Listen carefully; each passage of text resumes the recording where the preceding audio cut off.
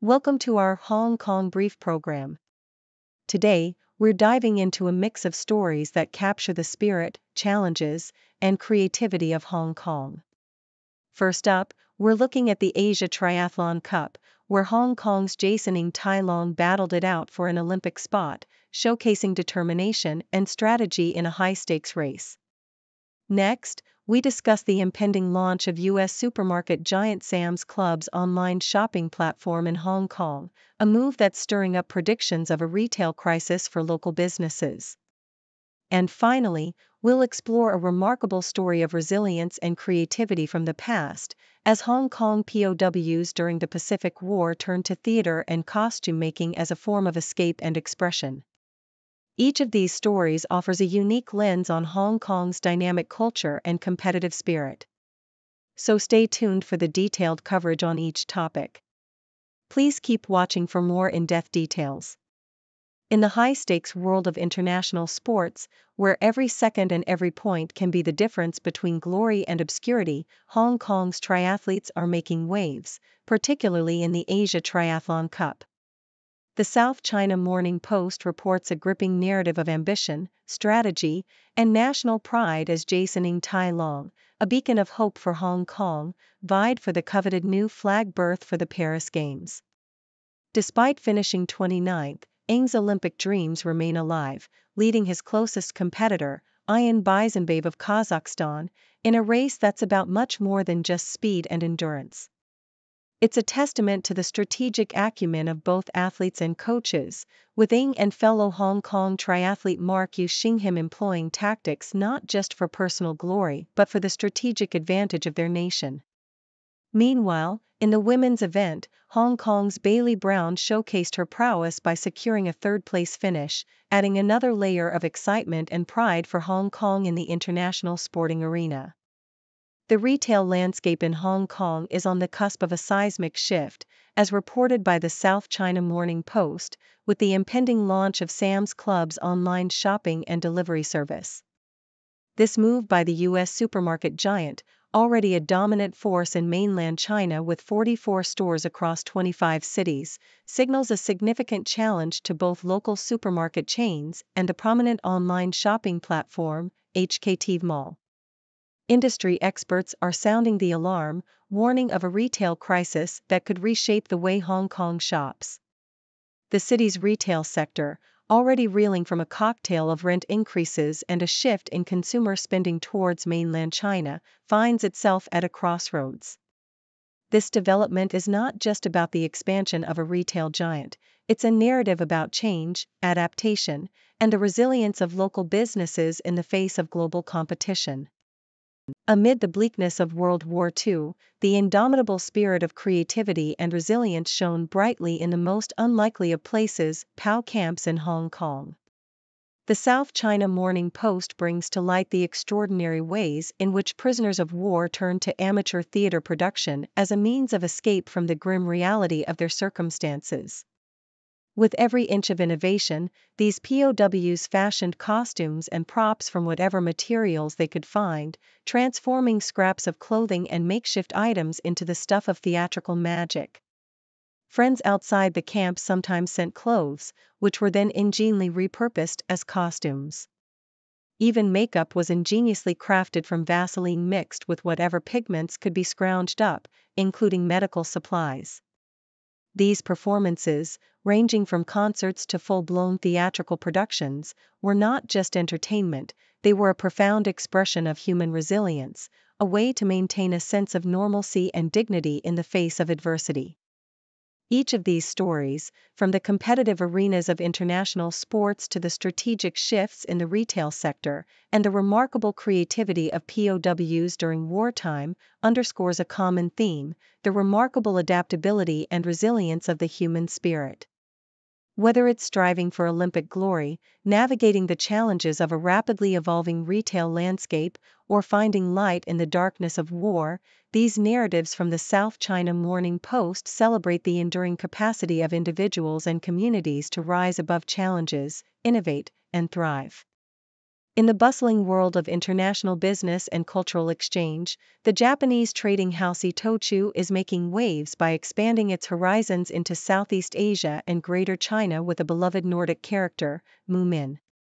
According to Nikkei Asia, the strategic move is part of Itochu's broader ambition to delve deeper into the animation and character goods businesses, an industry that has seen Japan's anime market soar by 7% in 2022, reaching a record high of 2.92 trillion Japanese yen, $18.8 billion. Remarkably, overseas customers now account for about 50% of this market, illustrating the global appetite for Japanese anime and character goods. Moving from the realms of business and culture to the corridors of power and history, the South China Morning Post provides an insightful excerpt from Jonathan Chatwin's book, The Southern Tour, detailing Chinese leader Deng Xiaoping's history-making visit to Shenzhen in 1992. This visit marked a pivotal moment in China's economic reform journey and its opening up to the world. Deng's return to Shenzhen after 8 years revealed a city that had undergone rapid development, with its population soaring to over 1 million from 350,000 in 1984. Deng's advocacy for more foreign investment and his assertion that political control remained firmly in China's hands underscored his commitment to economic reform without veering towards capitalism. His tour of the Huanggang border crossing station, the International Trade Center, and various theme parks during his stay highlighted the transformative impact of Shenzhen's development on China's economic landscape. The narrative then shifts to a darker chapter in China's recent history, as reported by the BBC. The aftermath of the Tiananmen Square protests saw Chinese dissidents fleeing to Hong Kong, seeking refuge from the Chinese government's crackdown. These dissidents were aided by a secret operation, codenamed Yellow Bird, which involved smuggling them out of China and providing shelter and support in Hong Kong. This clandestine initiative saw an unlikely alliance between the triads, with their connections to Chinese police, and Hong Kong's film and entertainment industry. However, the involvement of the US and UK governments was limited, as they were cautious not to antagonize the Chinese government ahead of the 1997 handover of Hong Kong. Despite the end of the Yellow Bird operation following the handover, Beijing's efforts to track down and intimidate dissidents have not waned, extending even beyond China's borders in recent years. These narratives, spanning the realms of business expansion, historical turning points, and the pursuit of freedom, underscore the complex interplay of economic ambitions, political reforms, and human rights issues that define the contemporary landscape of China and its interactions with the world. From Itochu's strategic business moves to Deng Xiaoping's transformative policies and the relentless pursuit of dissidents, these stories reflect the multifaceted nature of China's rise on the global stage and the ongoing challenges in navigating the delicate balance between economic growth, political control, and human rights. In a world that seems to be increasingly digital, the allure of physical events and traditional experiences remains undiminished. This is evident in the recent happenings in Hong Kong, where two seemingly unrelated events, the Bitcoin Asia Conference and the closure of iconic cinemas, highlight a city at the crossroads of embracing the future while holding on to the past. According to the South China Morning Post, the Bitcoin Asia Conference in Hong Kong was a magnet for significant attention, especially from mainland China. Despite the country's stringent ban on cryptocurrencies, approximately 5,500 attendees confirmed their participation ahead of the event, underscoring a burgeoning interest in the crypto market. David Bailey, CEO of BTC Inc. and co-founder of the Bitcoin Conference, noted the keen anticipation surrounding the launch of spot Bitcoin and Ether exchange-traded funds, ETFs, in Hong Kong. The city's crypto-friendly policies are seen as a beacon of hope for investors from the mainland, eager to tap into this vibrant market. This event not only showcased Hong Kong's pivotal role in the crypto sphere but also highlighted the persistent enthusiasm for digital currencies, even in regions where they are prohibited. Parallel to this digital currency saga, another narrative unfolded in Hong Kong, one that tugs at the heartstrings of nostalgia. The South China Morning Post also reported on the closure of two of the city's long-standing cinemas, the President Theatre and Golden Harvest Kai Tak, marking the end of an era for Hong Kong's cinema industry. The President Theatre, a fixture in Causeway Bay for 58 years, and Golden Harvest Kai Tak both closed their doors permanently, victims of the changing times.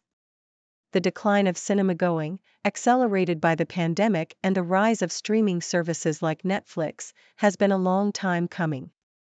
Yet, in a bid to rekindle the magic of the silver screen, the Hong Kong Theatres Association organized Cinema Day, offering discounted tickets to lure audiences back to the theaters. This initiative, while a poignant reminder of the industry's struggles, also underscored the unique charm and communal experience that cinemas offer, an experience that digital streaming cannot replicate. These two events in Hong Kong illustrate the city's dynamic landscape, where the new and the old coexist and sometimes clash. On one hand, the Bitcoin Asia Conference represents the forward thrust into the digital future, a future where cryptocurrencies and blockchain technology promise to redefine financial markets. On the other hand, the closure of iconic cinemas speaks to the changing cultural consumption patterns and the challenges of preserving traditional experiences in the face of technological advancements.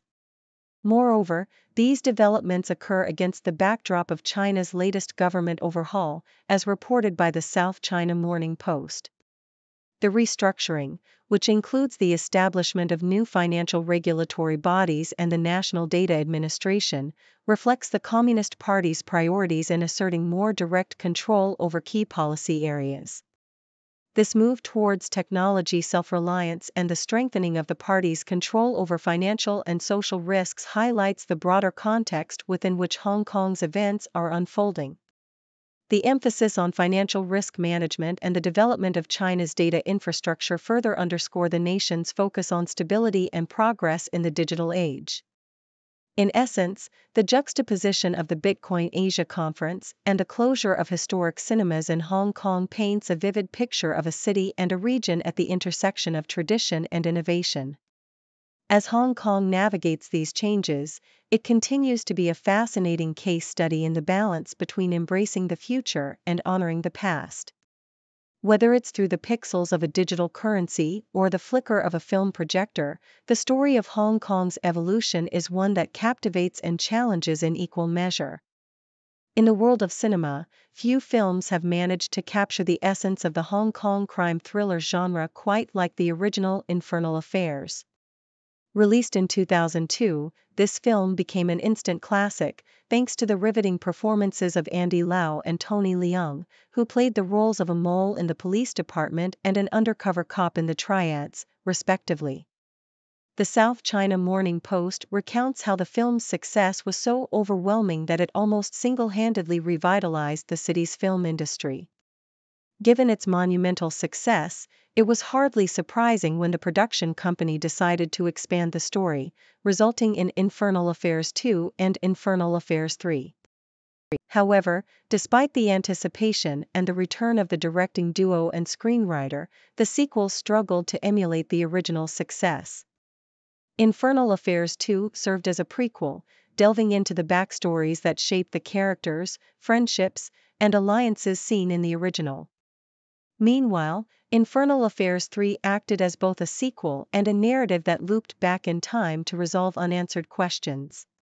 While both films had their merits, they couldn't quite recapture the tight psychological drama and the sheer intensity that made the first film a standout. The original Infernal Affairs not only set a high bar for its sequels but also for the crime thriller genre as a whole. On a different note, the Sydney Morning Herald brings to light the harrowing tale of Judy Garland's only Australian tour in May 1964, which ended in a significant public and personal humiliation for the legendary entertainer. Garland's arrival in Sydney was met with fanfare, but her known dependency on prescription drugs quickly became a central issue when customs officials confiscated her medication. Despite a successful first performance, Garland's condition deteriorated, exacerbated by the replacement of her usual medication with much stronger drugs. Her subsequent performances in Sydney and Melbourne were marred by her frail appearance, disorientation, and the audience's heckling, culminating in a deeply distressing scene where she walked off stage in tears. Garland's tumultuous time in Australia was a stark representation of her struggles, and despite efforts to manage the fallout, her life continued on a downward spiral until her tragic overdose 5 years later at the age of 47. This episode in Garland's life serves as a poignant reminder of the pressures faced by those in the limelight and the devastating impact of addiction. In the realm of international relations, the South China Morning Post reports on the backlash from Chinese state news agency Xinhua against Western countries, particularly the US and UK, over their criticisms of Hong Kong's national security laws. Xinhua accused these countries of smearing and distorting the truth, warning of strong retaliation if efforts to undermine Hong Kong's development through sanctions and suppression continued. This came in response to a report by the U.S. Congressional Executive Commission on China, which called for sanctions against individuals involved in dismantling Hong Kong's autonomy. The Hong Kong government and China's foreign affairs arm in the city condemned the report, accusing Western countries of double standards and criticizing their own national security laws as being harsher than Hong Kong's. These narratives, spanning the worlds of cinema, celebrity, and international politics, offer a glimpse into the complexities and challenges that define our global landscape. From the struggle to replicate cinematic success and the personal battles of a beloved entertainer to the contentious dynamics of international diplomacy, these stories reflect the multifaceted nature of human endeavors and the enduring impact of cultural, personal, and political forces. In an ambitious move that is set to shake up the ride-hailing landscape in the UK, Chinese giant Didi Global is gearing up to revive its launch plans, according to The Telegraph. Having previously shelved its UK debut in 2021 due to a cybersecurity probe by the Chinese government, Didi is now making strategic maneuvers by acquiring operating licenses in cities such as Rotherham, Rochdale, and Salford. The company's plans don't just stop at licenses, they've also secured planning permission for offices, hinting at a robust setup for private hire operations. While Didi isn't rushing to start offering rides immediately, it's clear that they're laying the groundwork for a future challenge to Uber's dominance in the UK. Keeping its skeleton operation running, Didi's rekindled UK ambitions signal a potential shakeup in the ride-hailing sector, promising an intriguing battle for market share. Meanwhile, in Hong Kong, an awe-inspiring drone show has captivated thousands along Victoria Harbour, as reported by the South China Morning Post.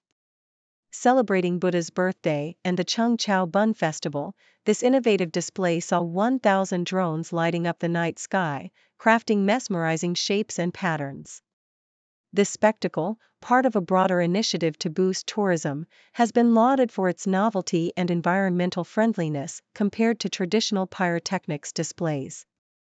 Visitors were particularly impressed by the drone show's ability to deliver a stunning visual experience without the noise and pollution associated with fireworks.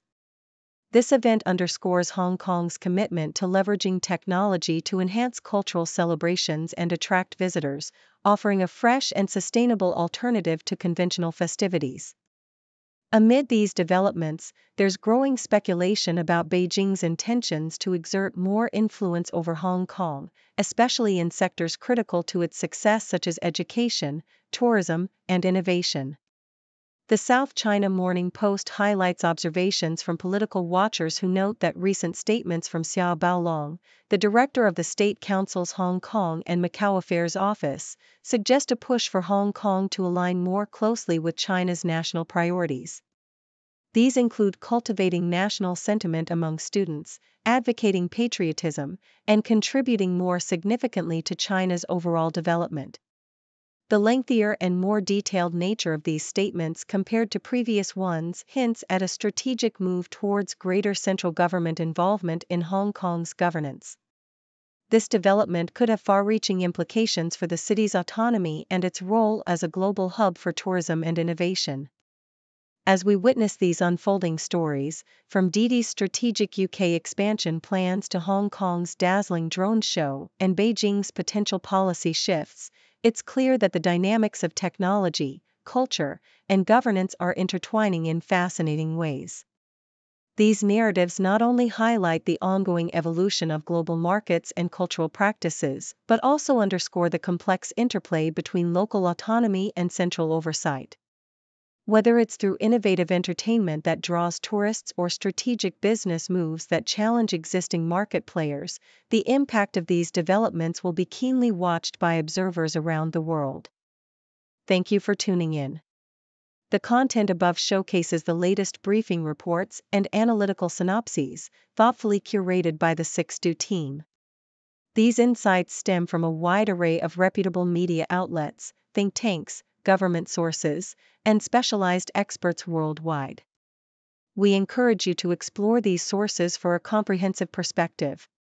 Keep in mind that while the content may not always align with the official standpoint of 6Do Brief, it's not meant to be taken as absolute directives for decision-making. Comprising seasoned media professionals, learned scholars, and accomplished scientists, the 6Do team embodies a trailblazing, fully independent media entity. To customize 6Do Brief to meet your professional needs, you have the option to subscribe to a diverse array of briefings on our website, 6dobrief.com. Regardless of your location, you can conveniently receive 6Do Brief via email,